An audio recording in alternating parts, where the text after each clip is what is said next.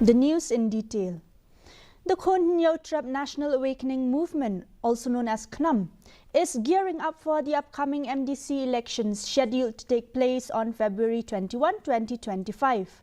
According to Working President Thomas Passa, the party has been preparing for 2 years, initially anticipating the election to take place in February 2024.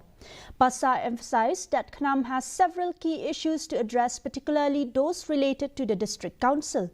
If Khnam forms the Executive Committee in the Khasi Hills Autonomous District Council, they plan to amend the Autonomous District Council Rules 128, ensuring that only Khasis can vote.